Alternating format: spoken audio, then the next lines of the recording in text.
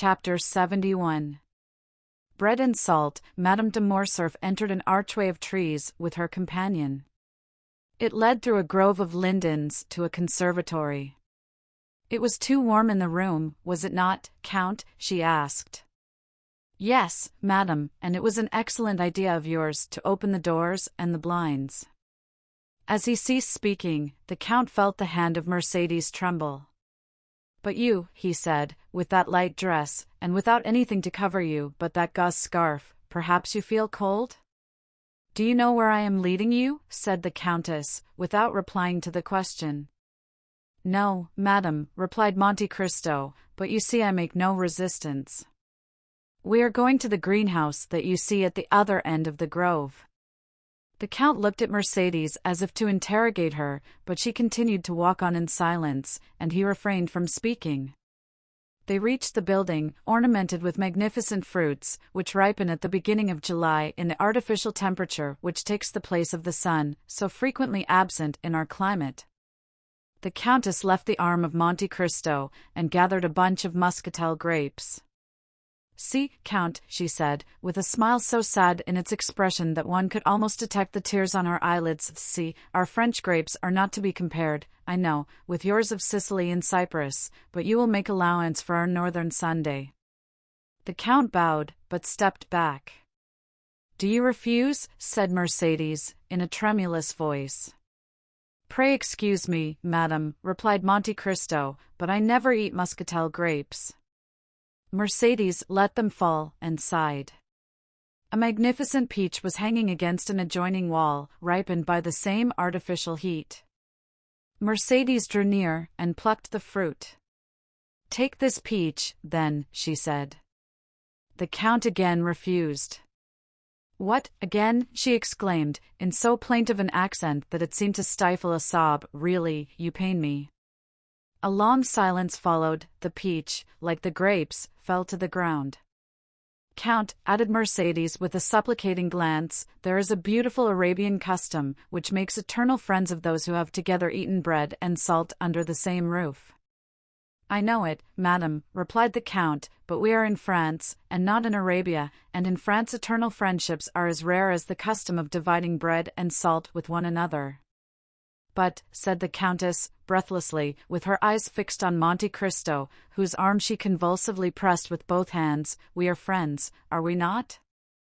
The Count became pale as death, the blood rushed to his heart, and then again rising, dyed his cheeks with crimson, his eyes swam like those of a man suddenly dazzled.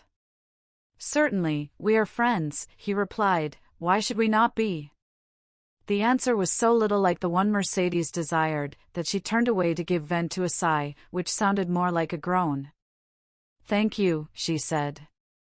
And they walked on again. They went the whole length of the garden without uttering a word. Sir, suddenly exclaimed the Countess, after their walk had continued 10 minutes in silence, is it true that you have seen so much, travelled so far, and suffered so deeply? I have suffered deeply, madame, answered Monte Cristo. But now you are happy?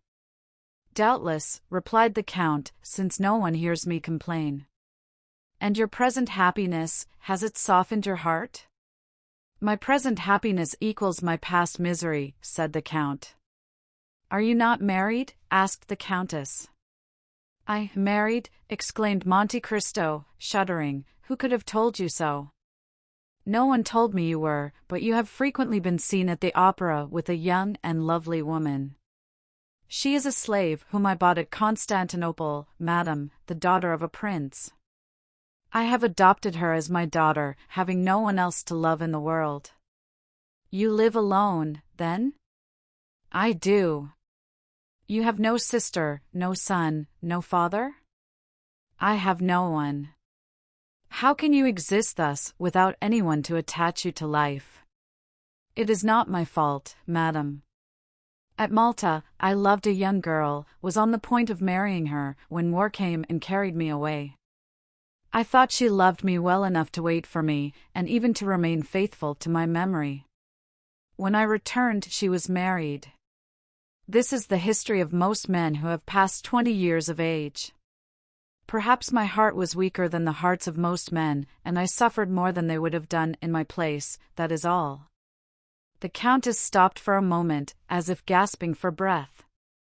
"Yes," she said, "and you have still preserved this love in your heart. One can only love once, and did you ever see her again?" "Never." "Never?" "I never returned to the country where she lived." "To Malta?" "Yes, Malta." "She is, then, now at Malta?" "I think so." "And have you forgiven her for all she has made you suffer?" "Her, yes." "But only her. Do you then still hate those who separated you?" "I hate them." "Not at all. Why should I?" The Countess placed herself before Monte Cristo, still holding in her hand a portion of the perfumed grapes. "Take some," she said. "Madam, I never eat muscatel grapes," replied Monte Cristo, as if the subject had not been mentioned before. The Countess dashed the grapes into the nearest thicket, with a gesture of despair. "Inflexible man," she murmured. Monte Cristo remained as unmoved as if the reproach had not been addressed to him. Albert at this moment ran in. "Oh, mother," he exclaimed, "such a misfortune has happened." "What? What has happened?" asked the Countess, as though awakening from a sleep to the realities of life. "Did you say a misfortune?"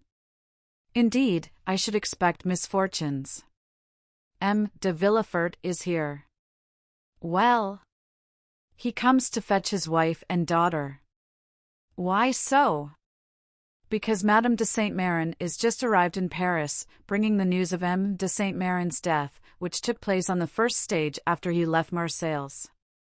Madame de Villefort, who was in very good spirits, would neither believe nor think of the misfortune, but Mademoiselle Valentine, at the first words, guessed the whole truth. Notwithstanding all the precautions of her father, the blow struck her like a thunderbolt, and she fell senseless.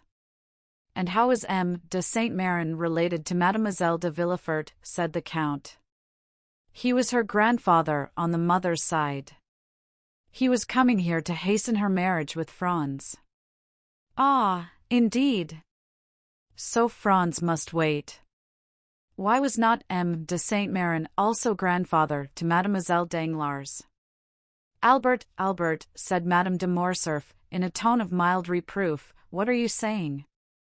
"Ah, Count, he esteems you so highly, tell him that he has spoken amiss." And she took 2 or 3 steps forward.